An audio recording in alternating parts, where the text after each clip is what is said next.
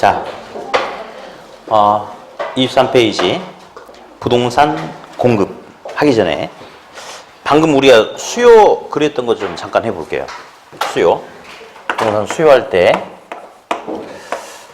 자, 곡선이 이렇게 나왔었죠? 자, 가격과 수요량은 비례, 반비례? 반비례. 수요 곡선은 우하 향하는 형태를 띈다. 뭐 이런 소리 있었죠? 그쵸? 자, 이제 부동산 공급 볼게요. 부동산 공급. 공급은 이제 서플라이 S라고 이렇게 붙여주는데, 한번 보자. 100원이라는 가격에는 공급자가 10개의 양을 공급하려고 한다고 가정합시다. 그러면 100원이라는 특정 가격 수준에서 공급하고자 하는 저 공급량을 뭐라 불러주냐면 공급량이다. 이렇게 이제 불러주는데, 만약에 이제 가격이 150원이 된다면 소비자는 비싸니까 덜 사려고 하겠지만 공급자는 돈을 받아 챙기는 사람이죠. 그러면 똑같은 물건을 파는데 종전보다 돈이 더 많이 들어온다면 당연히 공급자는 공급 물량을 증가시키겠어요? 감소시키겠어요? 증가시키겠죠. 그래서 150원이라는 가격에는 공급자는 15개의 양을 공급을 하겠대. 그래서 이런 공급량이라는 점을 연결해 보니까 공급 곡선이 나와. 그래서 공급 곡선이 보니까 오른쪽 위로 이렇게 올라가고 있습니까? 그렇죠? 그래서 공급 곡선은 우상향하는 형태를 띠고 있다라고 이렇게 이야기를 해요. 아까 뭐라고 했냐면 반비례. 가격이 상승하면 소비자는 수요량을 감소시키고, 반대로 가격이 하락하면 수요량이 증가한다라고 했죠. 그러니까 가격과 수요량은 반비례 관계였는데 공급자는 달라요. 공급자는 비례 관계라고 그래요. 비례. 양의 기울기. 가격이 상승하면 공급자는 더 많은 돈을 받을 수 있기 때문에 공급 물량을 증가시키고, 가격이 하락하면 돈이 안 되니까 공급 물량을 감소시키고, 그러니까 수요하고 공급은 서로 반대입니까? 그래서 가격과 수요량은 반비례, 우하향하는 곡선. 가격과 공급량은 비례, 우상향하는 곡선을 띈다. 그렇게 일단은 이야기를 해요. 넘겨볼까요? 양가로 2번 보니까 동그라미 1번 공급량의 변화, 동그라미 2번 공급의 변화. 아까 우리 수요량의 변화, 수요의 변화 했죠? 걔랑 똑같아요. 똑같아요. 그래서 아까 수요량의 변화가 뭐였냐면 수요 곡선상에서 수요량만 이동하는데 그 원인은 그 물건의 가격이었다. 공급량의 변화는 마찬가지. 공급 곡선상에서 공급량만 변하는데 그 원인은 가격이다. 똑같아요. 다음, 아까 수요 변화 해봤거든요. 수요 변화는 수요 곡선 자체가 움직이는 건데 가격 이외의 요인에 의해서, 공급의 변화도 공급 곡선 자체가 움직이는 건데 가격 이외의 요인에 의해서 똑같아요. 똑같아.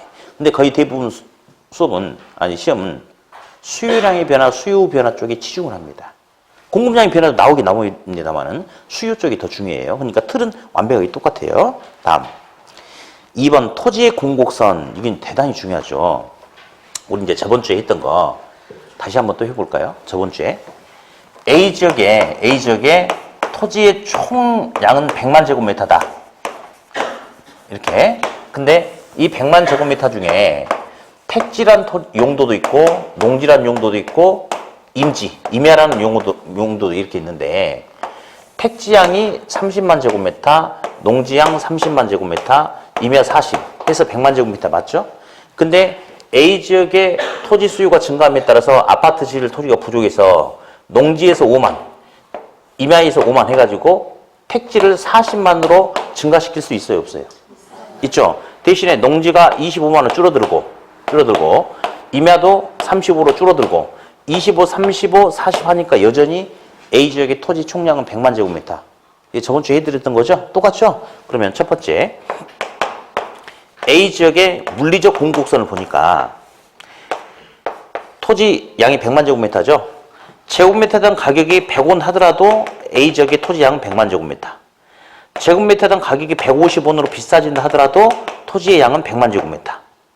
가격이 50원으로 하락한다 하더라도 토지 양은 100만 제곱미터. 그러면 A 지역의 토지의 물리적인 양은 변함이 있어요, 없어요? 수직이죠.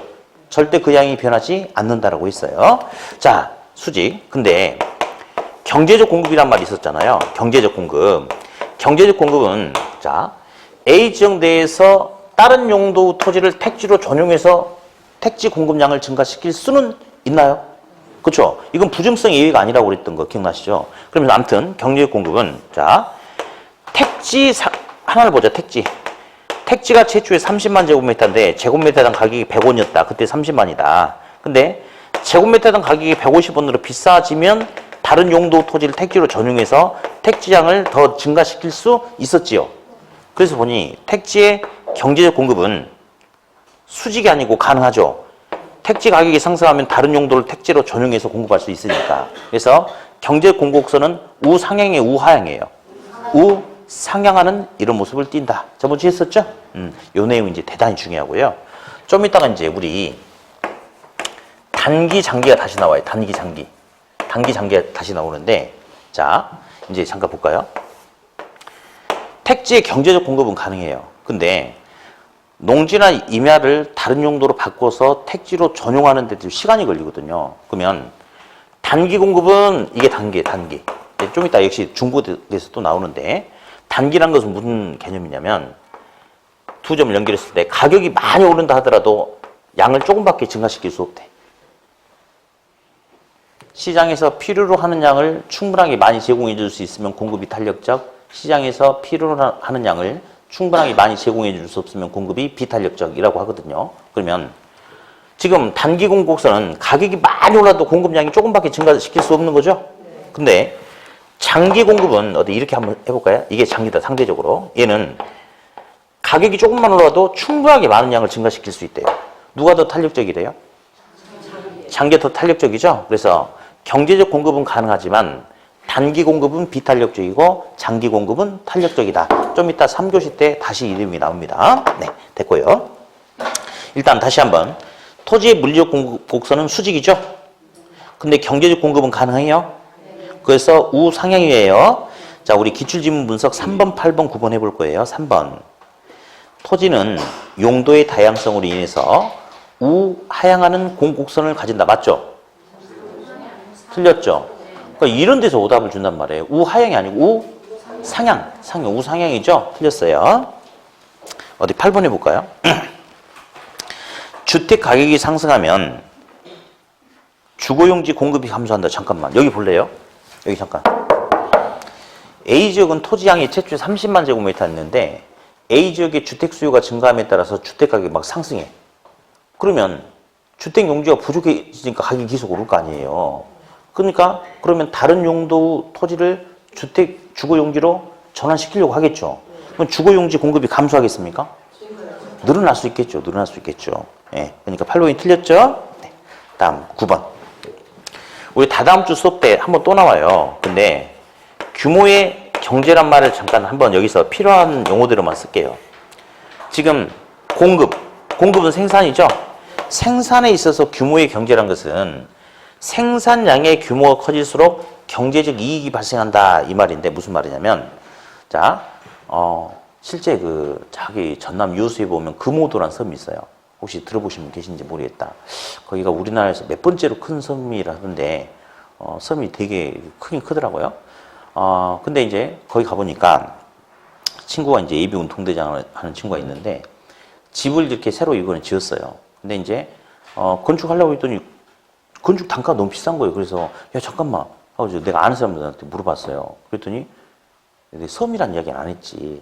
그래 물어봤어요. 그랬더니 무슨 그거 3분의 2만 돼도 충분히 지을 수 있다고 하는 거예요. 그래서 친구한테 전화했어요. 그래가지고 야 내가 아는 사람한테 말해서 하자고 해놓고 다시 그 사람한테 전화했더니 거기 섬이에요? 그런 거예요. 이제 그래가지고 그러면 한 채 지을 때는 어차피 장비랑 다 싣고 들어가야 되는데 한 채 지어가지고는 그 정도 가격이 적당하다는 거예요. 혹시 주변에 집 같이 지을 사람이 있으면 한번 이야기를 해보래. 그러면 한번 들어가는 김에 두 채 지어버리면 건축비를 많이 다운시킬 수 있다. 그런 소리 하더라고. 예, 근데 보세요. 그런 것처럼 집을 한 채 짓는 것보다 두 채, 세 채를 한꺼번에 지으면 똑같은 장비가 들어가가지고 장비 한 대 가지고 더 많이 활용할 수도 있고, 철근이나 시멘트를 조금 사는 것보다 좀 대량으로 사면 좀 더 싸게 사올 수도 있는 거 아니에요? 그래서 생산량의 규모가 많아질수록 생산 단가를 낮출 수 있죠. 경제적 이익이 발생할 수 있을까요? 그런 경우를 규모의 경제라고 그렇게 이야기를 해요. 그래서 9번을 보니까 주택 공급의 규모가 커지면 규모의 경제, 대량 생산을 통해서 생산 단가를 낮출 수 있는 규모의 경제로 인해서 생산 단가가 낮아져서 건설 비용을 절감할 수 있다. 어때요? 맞죠? 네, 그렇죠. 다음 3번. 부동산 공급의 특징. 똑같아. 공급자는 현재의 유효 수요다. 자, 잠깐만. 잠깐. 수요도 공급도 모두 다 유효 수요라고 그랬죠? 그러면서 이제 부동산 공급에는 항상 시간이 많이 소요됩니까? 그죠? 그럼 어디? 공급자는 있잖아요. 현재 유효 수요만이 공급자의 대상이 아니고 미래 유효 수요인 잠재 수요도 고려를 한대요. 예를 들어서 가서 봐. 유효 수요, 잠재 수요 구분하시죠? 그래도 한 번 더 합시다.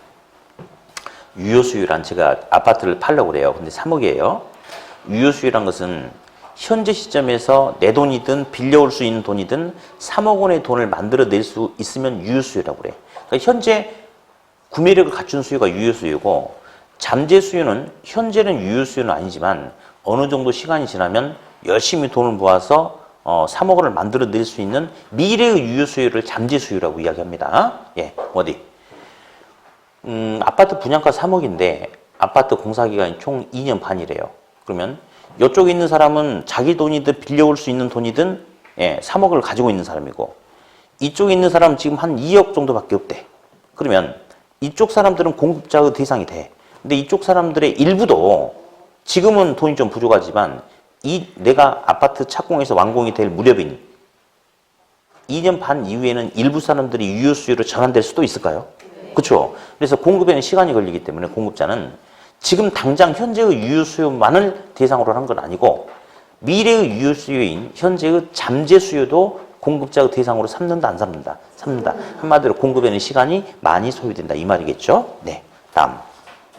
양가로 2번은 제 근래는 좀 안 나왔지만 예전에 시험에 나와서 부동산 공급자는 생산업자, 건축업자만이 공급자가 아니고 부동산이란 물건은 수명이 오랫동안 지속됐죠. 그죠? 그러니까 현재 집을 가지고 있는 사람도 만약에 집을 팔려고 내놓는 순간 뭐가 될 수 있습니까? 공급자 될 수 있겠죠? 그래서 기존 부동산 소유자도 공급자로 봐준다. 이렇게. 다음. 양가로 3번은 주택시장 분석은 유량의 신규주택과 저량의 재고주택이 병행돼서 분석된다. 이 말이 무슨 말이냐면요. 자, 평택시장이 이렇게 이야기했어요. 2019년까지 평택지역에 주택 3만 호를 공급하겠다라고 이렇게 이제 발표를 한 거예요. 제가 물어봤어요. 왜 그래요? 했더니 평택은 현재 인구가 급격히 늘어나고 있는데 주택이 30만 호가 있다. 그래서 부족하니까 앞으로 이렇게 하겠다. 자, 볼래요? 그러면 요 현재 있는 것은 주택 생산량 신규주택이에요? 재구주택이에요? 현재 재구주택이죠? 저량이죠? 있는데, 존재하는데, 시점. 그래서 현재 재고주택 저량 시장을 토대로 앞으로까지 유량의 신규주택 시장을 가지고 이야기하는 거죠. 그래서 주택시장 분석은 저량과 유량을 모두 다 고려를 해야 된다. 그렇게. 다음, 양가로 4번. 단기는 지금 당장 짧은 시간이에요. 충분하지 않은 시간. 그래서 단기에는 신규주택 공급이 진행이 될 수가 없어요. 근데 지금 당장에도 주택 공급이 가능할 수는 있어요. 신규주택은 안 되지만. 기존의 주택 가지고 있는 주택이 시장에서 회전할 수 있어요, 없어요? 내가 가지고 있다가 내놓고 딴 데로 이사 가고 또 사고 이렇게 회전할 수 있죠? 그래서 단기에는 신규주택 공급은 가능하지 않지만 기존 재고주택의 회전에 의한 공급은 가능하다. 그렇게. 네. 어디 핵심 예상 지문 6번, 3번 해볼 거예요. 6번 먼저. 6번. 토지의 물리적 공급곡선은 수직, 경제적 공급곡선은 우하향. 우상향. 6번 틀렸죠? 우상향이라고 해야 돼요. 네. 3번. 생산량은 공급곡선에서 가격은 수요곡선이 결정된다. 찍어봐. 맞을까요? 틀릴까요?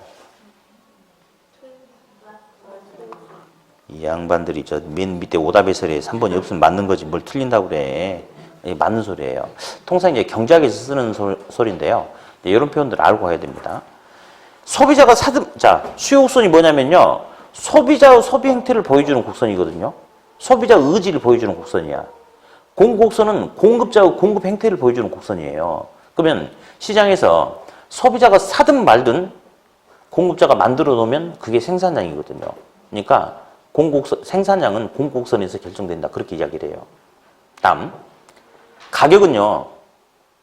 가격이 뭐냐면요. 공급자가 팔려고 내놓는 값이 가격이 아니에요. 우리 시험에서 나오는 가격은 시장에서 거래가 이루어질 수 있는 값을 가격이라고 하거든요. 그러면 공급자가 3억 원에 판다고 내놔. 근데 아무도 안 사. 가격이 없는 거예요. 소비자가 돈 주고 사줘야지 그게 가격이 생기는 거거든요. 그럼 가격은 결국 누가 지불하는 게 가격이 돼? 수요자. 그래서 가격은 수요 곡선에 의해서 결정이 된다. 그렇게 이야기 돼요. 네, 그렇게. 네. 자, 이제 넘겨서 균형과 균형점의 이동이 나와요. 예. 이제 첫 번째 그 표가 하나 있을 거예요. 그 표는 이제 우리 학계론 곳곳에 다 이런 개념들이 있거든요. 그 개념들을 싹 한번 묶어 놓은 거니까 뭐 지금 이렇게 다 이해할 수는 없어요. 근데 반복해서 보시다 보면 이제 하나하나 계속 이런 것들이 나와. 그래서 보면요. 그냥 따라서 해보세요. 단기 불균형, 장기 균형 시작. 단기 불균형, 장기 균형. 저번 주에도 가치, 프라이스, 가치, 밸류, 가격, 프라이스. 단기적으로 가치와 가격은 불균형, 괴리, 왜곡이 나타나지만 장기적으로는 균형 상태가 된다. 들어본 적이 있거든요. 예, 그래서 계속 이런 개념 가지고 중간중간 써먹을 거니까 가만 놔두시고요. 어디 이제 기출지문 분석 동그라미 1번, 2번이 있는데 이제 중요한 거니까 어디 용어 좀 볼게요. 용어. 이제 우리 계속해서 초과란 말이 나와요. 초과. 자, 초과란 것은 많다, 적다? 많다. 그러면 초과 수요란 것도 있고 초과 공급이란 것도 있는데 먼저 초과 수요란 것은 누가 더 많다? 수요가 공급보다 더 많다. 그러면 공급은 100개인데 수요는 한 150명? 초과 수요 맞습니까? 물건이 충분한 거예요? 부족한 거예요? 물건의 부족 현상이죠? 그러면 결국 가격은 상승할까요? 하락할까요? 상승합니다. 초과 공급이란 것은 공급이 더 초과돼 있대. 살려는 놈은 100명인데 공급량은 한 150개다. 그러면 과잉됐다 이거죠? 과잉. 그렇죠? 그러면 가격은 상승하겠어요? 하락하겠어요? 하락하는 거죠. 이제 시험은 뭐 이런 단순한 것도 물어봐요. 근데 우리 시험은 앞으로 계속 뭐 가지고 갈 거냐면 초과 수요 부족 현상 가지고 갈 거예요. 토지도, 주택도 전부 다 초과 수요 가지고 갈 겁니다. 토지는 한정적인데 인구수는 자꾸 늘어나죠. 그러니까 상대적으로 토지가 부족해집니까? 맞죠? 그래서 가격이 계속 오르죠? 예, 그거. 다음, 우리는 저소득층도 있고 중산층, 고소득층도 있는데 우리 시험의 대상은 중산층, 고소득층 아니에요. 저소득층이 우리 시험의 대상이거든요. 그러면 저소득층을 대상으로 하는 임대주택, 저가주택은 사회적으로 충분해요, 부족해요? 부족하죠? 그래서 주택 부족 현상 가지고 앞으로 계속 이야기할 거라는 거. 그래서 우리 시험은 초과 수요, 초과 공급 중에 뭐가 훨씬 더 중요하다? 초과 수요가 훨씬 더 중요하다. 자, 26페이지. 자, 이제 확인 박스가 하나 나와요. 확인 박스가 나오는데 여기 있는 내용은 있잖아요. 우리 다다음 주에 뒤에서 부동산 정책에서 가격 상한제라고 하는 게 있어요. 뭐 우리 임대료 상한제 들어봤죠? 그렇죠? 이제 그놈하고 이제 같이 이렇게 엮여서 들어가는 건데 요거는 이제 우리가 그때 하면서 다시 한번 또 풀어볼 거고 여기서는 몇 번만 해볼 거냐면 동그라미 기억만 해볼 거예요. 기억만. 자, 이제 칠판 볼게요. 뭐 그냥 이 용어 그냥 점프하고 넘어가도 전혀 이제 시험 문제 푸는데 지장이 없어요, 사실은. 근데 요거 그냥 한 번만 들어볼 거예요, 그냥. 균형. 접시 저울이 이렇게 있어요, 접시 저울이. 이렇게. 접시 저울이 있는데 균형이란 것은 어느 한쪽으로 치우친 게 균형이 아니고 수평을 이루는 게 균형 아닌가요? 그렇죠? 그러면 균형이란 것은 우리 시험에서는 똑같다가 균형이에요. 똑같다. 같다가 균형인데 물건을 사고자 하는 수요자, 물건을 팔고자 하는 공급자가 있어요. 그럼 이 사람들이 물건을 거래할 때 얼마의 가격과 얼마의 개수를 가지고 거래를 하느냐. 그러면 균형이란 것은 소비자가 원하는 가격과 공급자가 원하는 가격이 서로 일치한다. 소비자가 사고자 하는 양과 공급자가 팔고자 하는 양이 일치한다. 그럼 거래가 이루어질 수 있나요? 그렇죠. 그래서 거래가 이루어질 수 있는 그 조건을 우리는 균형이라 하더라. 그러면서 한번 그냥 그려보자. 수요곡선은 우하향한다. 가격과 수요량은 반비례 관계. 공급곡선 우상향한다. 가격과 공급량은 비례 관계. 자, 수요 공급곡선이 교차하는 점이 무슨 점? 균형점이라고 그래요. 이 균형점이라는 것은 소비자가 원하는 가격과 공급자가 원하는 가격, 소비자가 사고자 하는 양과 공급자가 팔고자 하는 양이 서로 똑같대. 그러니까 거래가 이루어질 수 있는 지점이거든요. 그러면 이 균형점에 의해서 만약에 100원이라는 가격에 10개를 사고 팔기로 했다. 그러면 100원에 10개가 거래가 되는 겁니다. 이게 균형이야. 그러면 100원은 합의된 가격, 균형 가격이라고 그래. 무슨 가격? 균형 가격. 10개는 합의된 양, 균형량이라고 그래. 뭐라 한다? 균형량 또는 뭐 균형 거래량 그렇게 이야기한다. 예. 그럼 아무튼 균형이라는 것은 수요자, 공급자가 서로 원하는 게 똑같은 게 균형 아니겠어요? 맞죠? 그렇죠. 그러면 어디 이제 저기 확인 박스를 하는데 어디 지금 수요 공급 한 번도 안 처음 들으시나요? 한 번도 안 들으신 분 손 들어봐요. 그렇죠. 그러면 이제 저분들을 위해서 잠깐만요. 우리는 계산 문제가 많이 나오는데 좌변 있고 우변 있어요. 그러니까 좌변과 우변이 이렇게 있는데 같대요. 그럼 여기서 더하기는 우변으로 넘어가면 당연히 뭐로 바뀌겠어요? 마이너스 바뀌죠? 그렇죠? 빼기는 뭐로 바뀌고요? 더하기로 바뀌어요. 이렇게 어디? A 더하기 2는 5다. A 값이 얼마야? 3이지. A 값 알아보려면 요걸 없애주면 A가 되잖아요. 요거 없애려면 2를 빼면 없어지는 거 맞죠? 뺀 만큼 여기도 같이 빼야 돼. 그러니까 더하기는 마이너스 바뀌는 거예요. 이렇게. 그렇죠? 다음 또 해보자. A 빼기 2는 3이다. A가 얼마야? 5죠. 5. 그러면 A 값을 구하려면 이걸 0으로 만들어줘야 되니까 A에다 2를 더해주면 빼기 더하기 하니까 0이 되죠. 그러면 여기도 더하기 2니까 A는 5다. 그래서 마이너스는 플러스로 넘어가는 거예요. 좌변 우변 넘어갈 때는. 예. 어디? 좌변 우변 넘어갈 때는 곱하기는 뭐로 바뀌고? 나누기. 나누기는 곱하기. 참, 뭐 이런 것까지 다 해야 되나. 아무튼 그래요. 예. 볼게요. 그러면 수요함수가 P는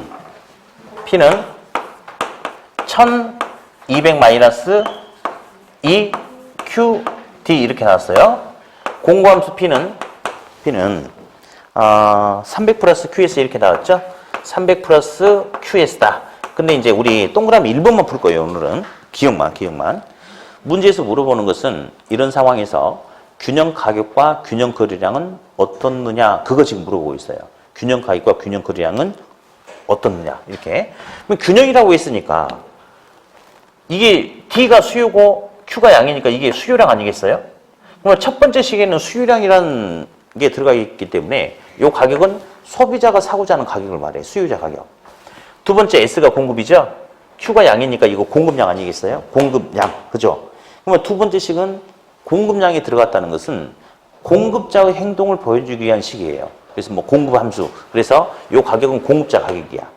근데 균형이라고 했으니까 소비자가 사고자 하는 가격과 공급자가 팔고자 하는 가격이 서로 똑같겠죠. 그렇죠? 그러면 1200 마이너스 EQD하고 300 플러스 QS 서로 어떻게 해야 돼? 똑같아야 되지 않겠어요? 그렇죠? 그러면 다시 한번 써보면 1200 마이너스 EQD 이꼴 300 플러스 QS 이렇게.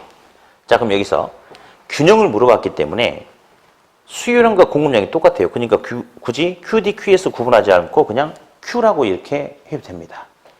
그럼 여기서 이제 숫자하고 Q가 있으니까 숫자는 숫자끼리, Q는 Q끼리 묶어주면 좋겠죠. 어디 숫자 볼래요? 여기 1200이에요. 여기는 300이에요. 그러면 이쪽이 크니까 이쪽 넘겨줍시다. 이거 플러스 300이죠. 넘어가면 뭐로 바뀌어? 마이너스로. 다시. 여긴 Q가 있고 여긴 EQ가, 마이너스 EQ가 있으니까 플러스 쪽으로 넘겨줍시다. 마이너스 EQ는 플러스로 이렇게 바뀝니까? 맞죠? 그렇죠? 그럼 좌변은 1200에서 300을 빼야겠죠. 그러니까 얼마? 900.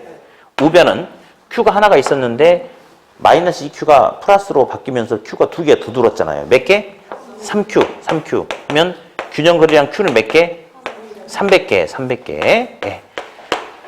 그럼 여기다 300을 넣든지 여기다 300을 넣든지 똑같은 값이 나와야지 맞는 거예요. 그러면 어디? 2 곱하기 300은 600이죠. 그럼 1200에 600은 얼마? 600. 300 더하기 300은 얼마? 600. 둘이 맞았어요? 네. 똑같아요. 그러면 균형 가격은 얼마다? 600이다. 이렇게 그냥 구하면 돼. 이렇게. 그래서 균형이라면 수요자, 공급자가 서로 원하는 게 서로 어떻다? 똑같다. 그게 바로 균형이다. 그렇게 감만 좀 잡으시고요. 자, 이제 오른쪽 페이지 있는 요게 요즘에 시험이 잘 나오는데 아주 잘 나와요. 자, 그리고 이제 책에 있는 밑에 거는 제가 답을 달아놨는데, 혹시 우리 임대료 상한제 하면서 제가 살짝 이거 보여드린 적이 있어요. 사실은. 근데 그 기억나신 분들 한번 풀어보시고, 그렇지 않으신 분들은 딱 가만히 갖고 있다가 나중에 임대료 상한제 나오거든요. 그때 이제 제가 이제 건드려 줄 테니까, 가만 놔두시면 되겠어요. 네. 자, 다음 이제 어디 볼게요. 종전에 비해서 수요가 증가할 수도 있고 종전에 비해서 수요가 감소하는 상황이 생길 수도 있다. 다음에 종전에 비해서 공급이 증가하는 상황이 생길 수 있고 공급이 감소하는 상황이 생길 수가 있다. 이렇게. 예. 자, 그러면 다른 조건이 일정할 때 수요가 증가한다면 균형 가격은 그다음에 균형 거래량은 어떤 변화가 있겠는가? 자, 따로 놓고 생각해 봅시다. 수요가 증가하면 가격은 상승할까요? 하락할까요? 가격은 상승하겠죠. 가격은 상승하죠. 예, 상승하죠. 수요 감소하면 가격은 하락하겠죠. 공급이 증가하면 가격은 하락하죠. 물건이 많아지니까. 그죠? 공급이 귀해지면 가격은 상승하겠죠. 가격 가지고 헷갈리시는 분들은 거의 없어요. 있으면 안 되죠, 사실은. 다음, 수요가 증가하면요. 종전보다 팔려나가는 거래량도 증가하는 거죠. 예. 요즘 미세먼지 난리잖아요. 3월 달만 해도, 4월 달만 해도 미세먼지가 별로 없었다. 그때는 학원 바로 밑에 약국에 마스크가 하루에 한 10개 정도 팔리고 있었는데, 하나에 1,000원이었어요. 근데 5월 달 들어서면서 미세먼지가 이렇게 심해지니까 마스크 수요량이 한 50명으로 늘어나가지고 거리가 50개가 될 수도 있습니까? 그러면서 마스크 찾는 사람이 많아지다 보니까 마스크 공급량이 부족해서 마스크 가격이 1,000원에서 1,300원, 1,400원으로 오를 수도 있죠. 그러니까 수요가 증가하면 거래량도 증가하고 가격도 오르는 거예요. 그러다가 6월 달이 되니까 미세먼지가 사라진 거야. 날씨가 더워져. 그럼 마스크에 대한 수요가 감소함에 따라서 하루에 50개 팔리던 게 5개만 팔릴 수도 있겠습니까? 그럼 거래량이 증가하겠어요? 감소하겠어요? 거래량이 감소하겠죠? 양이 감소하겠죠? 그러면서 가격도 덩달아서 같이 하락하겠죠? 다시. 100만 원짜리 패딩을 사고 싶었는데 너무 비싸가지고 못 샀어요. 다른 사람도 마찬가지야. 근데 학원 바로 밑에 옷가게에서 100만 원짜리 패딩이 하루에 한 2벌 정도밖에 안 팔렸어요. 근데 대량 생산을 함에 따라서 100만 원짜리 패딩 가격이 60만 원 하락할 수도 있죠. 그럼 이제 살 수도 있는 거 아니에요. 그럼 하루에 2개 팔리던 것이 하루에 7개, 8개 거래량이 증가할 수 있겠어요? 없겠어요? 있겠죠? 그렇죠? 다음. 반대로 공급이 감소하면 가격이 비싸진다. 비싸지면 사고자 하는 양도 즉 거래량도 어떻게 되겠어요? 감소하겠죠? 그렇죠? 그러면 여기서 이렇게 하셔야 돼요. 우리 기억나시죠? 증가는 뭐 증가? 양 증가예요. 그러니까 저는 방금 설명을 했는데 처음 오신 분들이 몇 분 계셔가지고 설명해 준 거고 이제 설명 안 해. 설명 없이 원래 가려고 그랬는데 처음 보신 분들 계셔가지고 해준 거예요. 증가는 무조건 양 증가예요. 감소는 무조건 뭐 감소? 양 감소. 증가는 양 증가, 감소는 양 감소. 이렇게 그냥 끊어버려야 돼요. 이렇게. 이해하려고 하지 마세요. 자, 다시. 수요가 증가하면 양 증가. 공급이 감소하면 거래량 감소. 공급 증가, 거래량 증가. 수요 감소, 거래량 감소. 한글로 나왔잖아. 증가, 감소. 이게 바로 양의 변화거든요. 예, 양의 변화. 그래서 증가는 무조건 양 증가, 감소는 양 감소. 그렇게 이제 풀어주면 되는 거고. 자, 이제 이게 이제 시험에 나올 때 우리 양가로 2번에 수요 공급이 동시에 변할 때 이렇게 나와 있죠. 그렇죠? 이게 시험에 준데 저 밑에 동그라미 3, 4번 잠깐 기출지문 3, 4번. 저 밑에 기출지문 3, 4번 밑에 4번 먼저 해볼게요. 4번 먼저. 자, 수요가 불변이고 공급이 증가하는 경우 밑줄 그어볼래요? 수요가 기출지문 맨 밑에 말하고 있습니다. 예. 정말 좋은 이미지 가지고 강의를 하려고 그러는데 자꾸 안 되려고 그러네. 예. 좋게 합시다. 예. 자, 수요가 불변이고 공급이 증가하는 경우라고 그랬죠. 여기서도 이 말은 무슨 말이냐면요. 수요가 예전에 어떤 상태인지 잘 몰라요. 근데 수요는 종전에 비해서 변화가 없고 그대로인데 이 말은 공급만 증가했대. 그러니까 여기서 수요가 불변이라는 것은 필요 없는 소리예요. 그냥 뭐만 증가한 거야? 공급만 증가했대. 그러면 잠깐 공급이 증가하면 종전보다 가격은 싸질까 비싸질까? 싸지겠지. 공급량이 늘어나니까 대신에 싼 물건이 많이 깔리니까 시장에서 거래량이 증가하겠죠. 그러니까 가격은 하락하고 균형 거래량은 증가한다라고 해야 되겠죠. 어디 볼까요? 새로운 균형 가격은 하락하고 균형 거래량은 증가한다. 맞네? 다시 3번. 공급이 불변이고 수요가 감소하는 경우 밑줄 짝. 이 말은 공급은 그냥 그대로에 그대로. 뭐만 감소했대? 수요만 감소했대. 그러면 공급은 필요 없는 소리고 수요만 감소했대. 그러면 가격은 하락하겠네? 수요 감소하면 양 감소네? 그러면 균형 가격은 하락하고 균형 거래량 감소해야 되는데 균형 가격이 상승한다라고 오답이 나왔습니까? 그래서 틀렸군요. 그렇지요? 예. 다시 이제 양가로 2번 위쪽 다시 올라가는데 이제는 수요 공급이 동시에 변하는데 동그라미 1번, 2번, 3번 있죠? 그렇죠? 1번, 2번까지만 시험에 나왔어요. 근데 이제 다시 합니다. 증가는 양증가, 감소는 양감소라고 그랬죠? 증가, 감소는 양의 변화예요. 자, 그런데 이제 필기하지 말고 딱 이제 잡는 거예요. 첫 번째 물어보는 게 수요가 어떻게 되고 거기다가 공급도 어떻게 된다 라고만 이렇게 나온 거야. 누가 더 크다 작다 이런 게 없대. 그러면 가격이나 양 둘 중에 하나는 알 수 없다라고 나와야 된다는 거 기억나시는지 모르겠어요. 다시 한번 그냥 예를 한 번만 들어볼게요. 그냥 어디 수요가 증가하고 공급이 증가한다면 균형 가격과 균형 거래량에 어떤 변화가 생기겠는가? 그러면 자 수요가 증가하면 가격이 상승하죠. 증가니까 거래량 증가죠. 공급이 증가하면 물건이 많아지니까 가격이 하락하죠. 증가니까 양 증가죠. 자 어떻게 조합을 하든지 가격이나 양 둘 중에 하나는 무조건 똑같은 방향으로 나오게 돼 있어요. 여기는 지금 뭐가 똑같나요? 둘 다 양이 증가하는 거죠. 그러면 이렇든 저렇든 무조건 종전에 비해서 거래량은 종전에 비해서 증가한다 이겁니다. 그리고 가격은 있잖아요.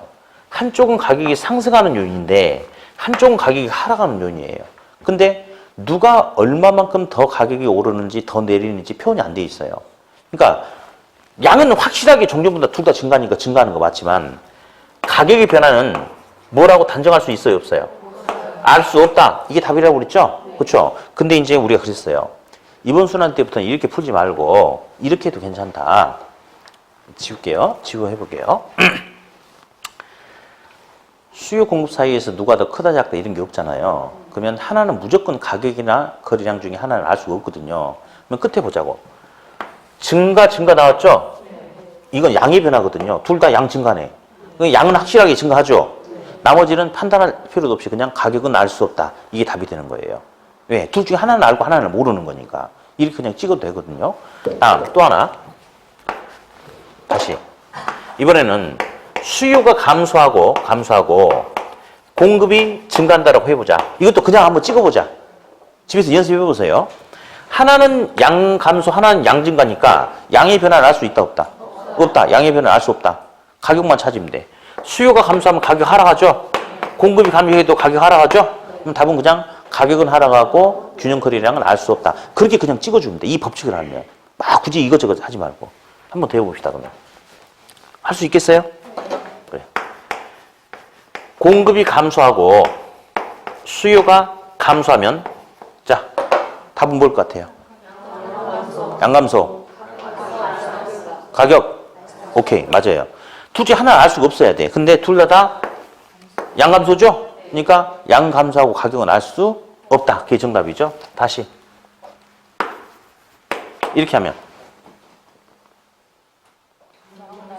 그렇지. 하나는 양증가, 하나는 양감소니까 양의 변화를 알 수 없고 가격은 공감소, 수요증가 둘 다 가격 상승이죠? 그렇죠. 양은 알 수 없고 가격은 분명하게 상승한다. 이렇게 그냥 찍어주면 돼요. 그래서 이제 우리가 몇 번 배웠으니까 아까처럼 막 가격 어쩌고 막 쓰지 말고 이 방법을 쓰면 금방 그냥 읽으면서 끝나. 그래서 다시 한번 수요가 어떻게 되고 증가 또는 감소하고 공급이 또는 증가 또는 감소한다 라고만 나온다면 가격이나 양 둘 중에 하나는 변화를 알 수가 없어요. 정확하게. 누가 더 크다 작다가 없으니까. 나머지 하나는 판단하면 되겠죠? 그렇게 딱 정리하고요. 다음 두 번째. 동그라미 2번은 훨씬 더 쉬워. 더 쉬워. 동그라미 2번은 예를 들어서 수요가 증가하는데 공급도 증가한다.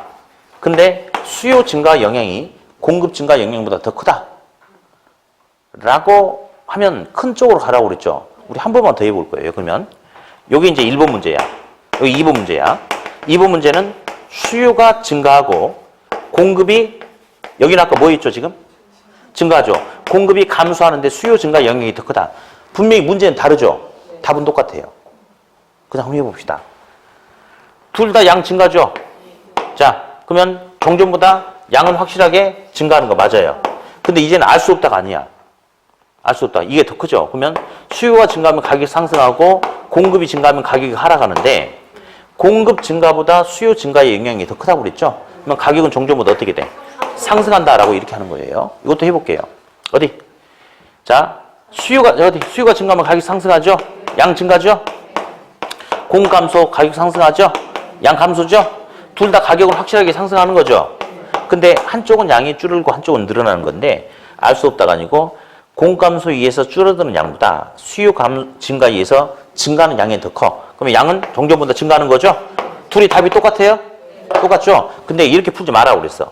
풀지 말고 둘이 똑같다는 것은 이 작은 놈은 아무런 영향을 미치지 못한다 이거죠. 그래서 이게 오히려 더 쉽다니까. 그래서 수요 공급 사이에서 누가 더 크다라고 나오죠? 그러면 그냥 제가 큰 놈만 가지고 가격 양을 써주면 된다고 그랬죠. 작은 놈, 얘든 상대방이 공급 증가든 감소든 답은 똑같이 나오거든요. 그러면 수요가 증가하면 가격은 어떻게 되고 상승하고 양은 증가한다. 이렇게 그냥 끝내버리면 된다고 그랬어요. 그럼 우리 여지껏 나왔던 기출 지문들을 한번 볼 텐데 어디? 동그라미 1번 잠깐 볼게요. 동그라미 1번. 수요가 증가하고 공급이 감소하면 자, 스톱. 일단 하나는 증가, 하나는 감소인데 누가 더 크다 이런 말이 없으니까 뭐는 알 수 없다가 나와야 되겠죠? 자, 일단 한쪽은 양 증가, 한쪽은 양 감소니까 양의 변화를 알 수 없다라고 해야 되겠죠. 그리고 수요가 증가하면 가격 상승, 공급 감소에도 가격 상승. 따라서 가격은 상승하고 균형 그대로 양은 알 수 없다. 예, 어디 2번. 수요 증가가 밑줄. 수요 증가가 공급 감소보다 더 크게 작용하면 밑줄. 수요 증가가 공급 감소보다 더 크게 작용한다면 누가 더 크대요? 필요 없는 소리 삭제시켜봐 한번. 그러면 큰 놈만 가지고 한다고 그랬으니까 2번에서는 공급 감소가 필요 없는 소리 아니에요 지금. 필요 없지. 그럼 수요 증가만 갖고 읽어줘. 수요가 증가하면 가격은 상승하고 양 증가. 그렇게 하면 되는 거죠? 다시 또 넘겨봐요. 5번, 6번, 7번 다 마찬가지야 지금. 자, 어디? 5번. 수요 증가가 공급 증가보다 더 크대. 그럼 뭐만 갖고 하면 돼요? 수요 증가. 그럼 수요 증가하면 가격이 상승, 증가양, 증가. 6번. 공급 감소가 수요 감소보다 크대. 그럼 뭐만 갖고 해? 큰 놈, 공급 감소. 가격은 상승, 감소양, 감소. 7번. 수요 감소, 공급 감소. 수요 감소가 더 크대. 뭐? 수요 감소만 갖고 하면 되는 거죠? 그럼 가격은 하락, 양, 감소. 됐습니까? 그렇게 하면 돼. 그렇게. 그러니까 사실 우리 시험에 있잖아요. 요걸 더 어렵다라고 시험에 내주는 거예요, 지금. 이 두 번째. 근데 더 쉬워. 이 논리만 알면 더 쉽다고. 그러니까 누가 더 크다 그러면 더 쉬운 거죠? 큰 놈만 가지고 하면 돼. 그리고 요것도 우리 예전처럼 막 가격이고 양이 다 쓰고 하지 말고 누가 더 어떻게 되고 누가 더 크다 작다 없으면 하나는 알 수 없다가 나와야 되죠? 그러면 끝에 증가 감소만 가지고 해. 그래가지고 결정하면 되겠죠? 아무튼 문제가 없어요. 여기까지 끝났어요, 지금. 자, 그런데 이제 시험에 나올 법한 문제가 하나 또 있어요. 나올 법한 문제가 있는데 동그라미 3번 같다란 말 있죠? 네, 27페이지 하고 있습니다, 학생.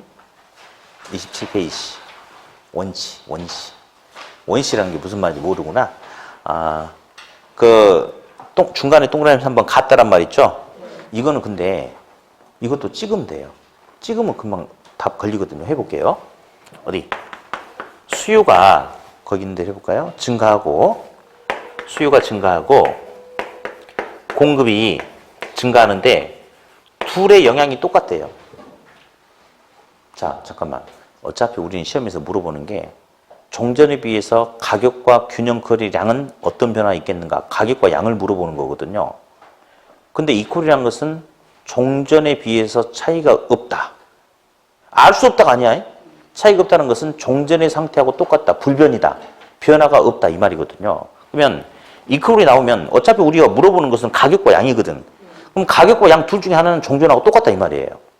그렇지 않나요? 그렇죠? 그럼 이제 이것만 찾으면 돼. 한쪽은 양증가, 한쪽은 양증가네? 그러면 양은 종전하고 똑같죠? 양은 불변이에요. 불변. 똑같잖아. 양 불변이 아니 불변 아니다. 양은 증가하는 건 증가.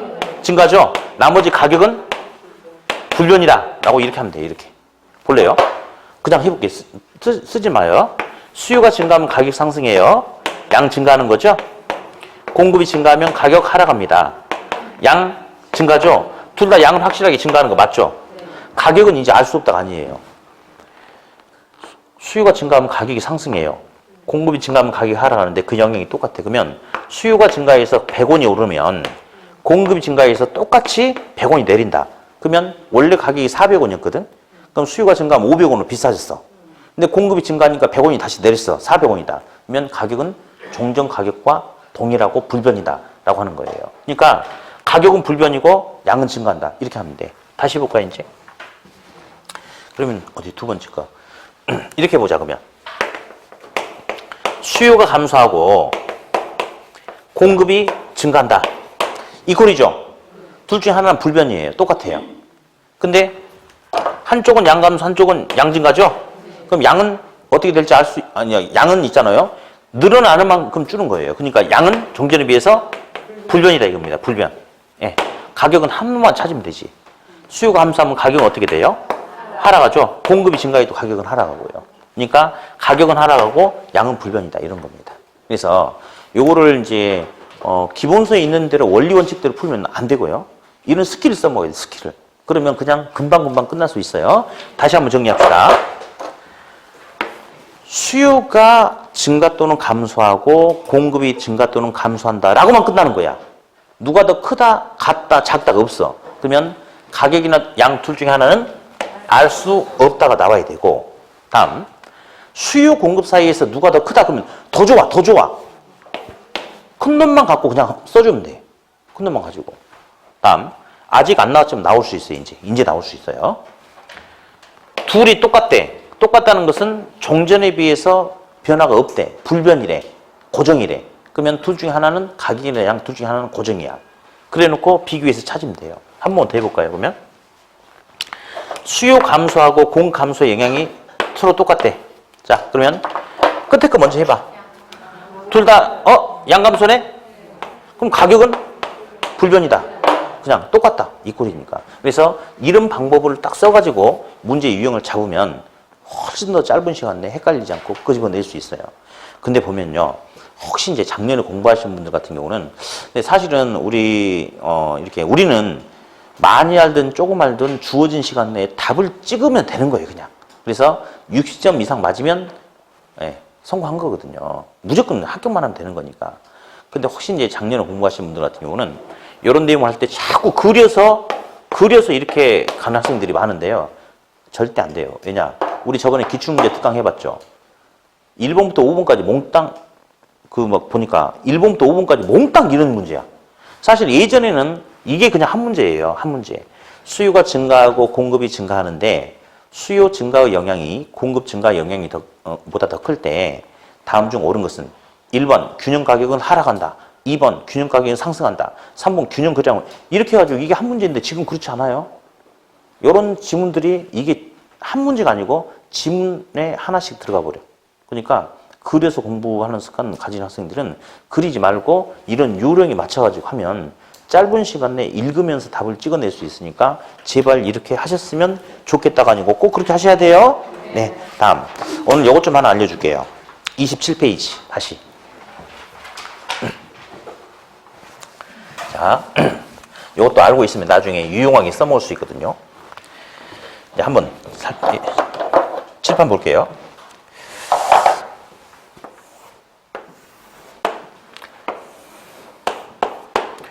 수요 공급선이 이렇게 있어요. 가격과 수량. 현재 100원이라는 가격에 소비자가 100개를 사려고 한다고 가정하자. 이 점이 무슨 점이라고 그랬어요? 균형점이라고 그랬죠. 균형점. 근데 이제 균형점이 움직이긴 움직이는데 수평선상에서 이렇게 움직일 수 있대요. 이렇게. 그러면 예를 들어서 수요선이 여기 있던 게 1이 오고 공급선이 여기 있던 게 2이 온다면 균형점이 여기서 다시 형성될 수도 있나요? 그럴 수 있겠죠. 그래서 균형점이 움직이긴 움직이는데 이 100원을 중심으로 수평선상에서 이렇게 움직일 수 있대. 한번 그어볼까요? 이렇게. 수평. 균형점이 수평선상에서 움직인다면 항상 가격은 변함이 있어요? 없어요? 없죠. 물론 거래량은 100개, 90개, 80개, 70개, 110, 120, 150, 170, 190. 거래량은 달라질 수 있겠지만 가격은 항상 똑같죠. 그래서 앞으로 수평이라는 소리가 나오잖아요. 그러면 항상 뭐 고정이냐면 가격 고정입니다. 가격 고정, 불변. 수평을 바로 3교시 때 뭐라고 불러줄 거냐면 완전, 우리 배웠죠? 뭐라고 그랬어요? 완전 탄력적이다 라고 이렇게 할 거예요. 아무튼 수평은 뭐 고정? 가격 고정. 다음, 균형점이 움직이는데 수평을 기준으로 이렇게 위쪽으로 이렇게 올라갈 수가 있어요. 뭐 당연히 갈 수 있지. 해볼까요 그냥?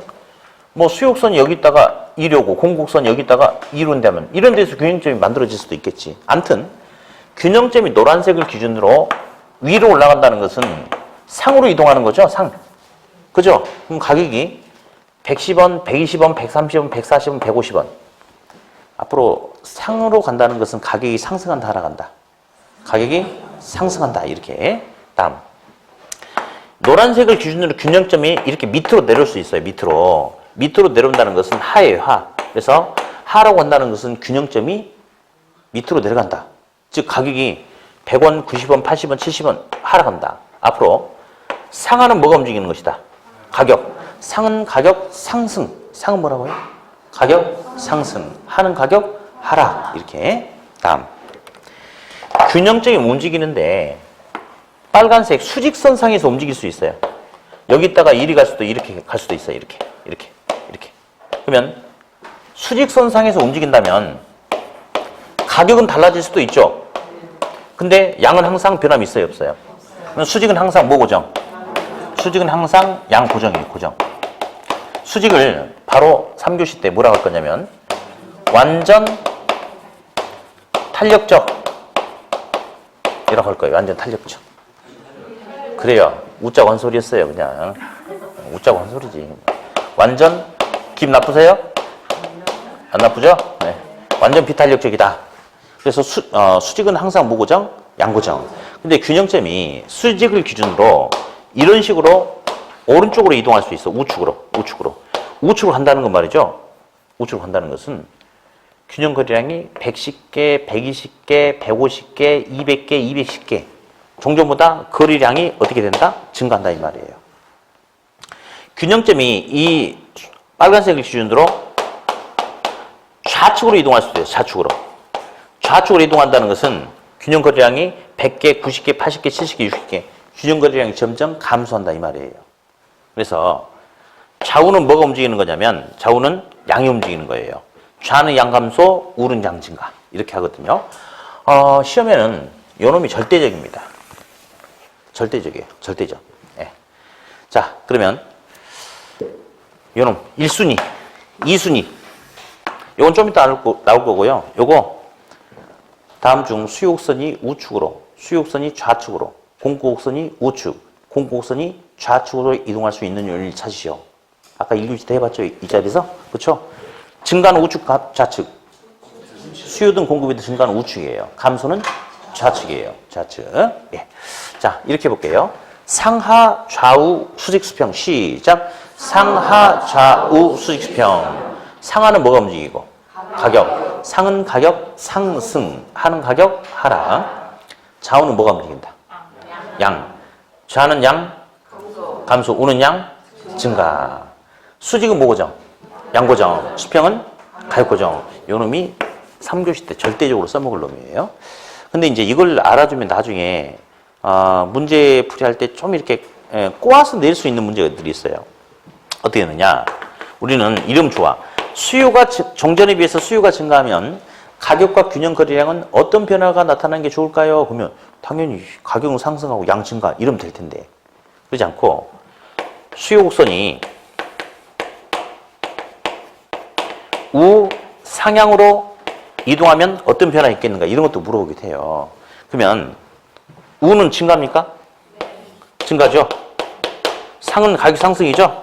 그러면 가격은 상승하고 균형 거래량이 증가한다. 이제 이렇게 나중에 뭐 써먹어도 되는 부분이 있거든요. 그러니까 지금 신경 쓰지 말고 그냥 읽고 넘어가면 되겠어요. 다시 상하 좌우 수직 수평 시작. 상하 좌우 수직 수평. 항상 기준은 수직과 수평이 기준입니다. 기준. 자, 수직은 무조건 뭐 고정? 양 고정. 수평은 무조건 가격 고정. 그럼 연습 한번 해봅시다. 연습. 그냥 읽으면서 끝내셔야 돼. 이 문제가 직접 나오지 않았는데요. 간접적으로 나왔어요. 자, 균형점이 수직 상방으로 이동하면 이 방은 방향이에요. 방향. 정전에 비해서 균형 가격과 균형 거래량은 어떤 변화가 있겠는가? 그러면 항상 수직과 수평을 먼저 잡으세요. 수직은 뭐 고정? 양 고정이죠. 양 고정. 상은 가격이 뭐 하는 거예요? 상승하는 거죠. 그러면 가격은 상승하고 균형 거래량은 변함이 없다. 네, 이렇게. 어디? 균형점이 우측 수평을 이동한다면 뭘 것 같아요? 수평 가격 고정이죠? 우는 양증가 이 말이에요. 균형점 여기 있다가 오른쪽 수평 이동 이리 갔대. 그럼 가격은 똑같이 수평이니까. 우로 갔으니까 종전보다 균형 거래량은 증가할 수 있겠죠? 이제 그런 것들 잡아내려고 해요. 그래서 아무튼 어디? 그래서 핵심 예상 지문 5번하고 6번 있죠? 5번, 6번. 핵심 예상 지문 한번 읽어볼까요? 5번. 균형점이 우측 수평 이동하면 스톱. 그럼 여기서 어디다 동그라미 쳐야 돼? 수평, 또 그리고 우측. 자, 수평은 뭐 고정? 가격 불변이죠? 그렇죠? 우측은 양 증가. 근데 균형 가격이 불변인데 상승한다고 했으니까 5번 틀렸네요? 그렇죠? 6번. 균형점이 수직 상방이래. 수직은 뭐 고정? 양 고정. 상은 가격 상승. 그러면 균형 가격은 상승하고 균형 거래량은 불변이다. 나중에 이런 문제 나오면요. 막 생각하고 곡선을 그리지 말고 읽으면서 그냥 끝내야 되거든요. 그때 아주 유용하게 써먹을 거예요. 나중에. 다시 한번 읽어봅시다. 자, 시작. 상하 좌우 수직 수평. 자, 상하는 뭐가 움직인다? 가격. 상은 가격 상승하는 가격 하락. 좌는 양 감소. 우는 양 증가. 수직은 뭐 고정? 양 고정. 수평은 가격 고정. 이제 좀 이따 할 건데 그냥 한 번만 읽어봅시다. 수직을 뭐라 불러준다? 완전 비탄력. 수평은 완전 탄력. 완전 비탄력 수직일 때는 뭐 고정? 양 고정. 완전 탄력 수평일 때는 가격 고정. 자, 그러면 이제 잠깐 휴식했다가 29페이지부터 하죠. 예, 쉬었다 하겠습니다.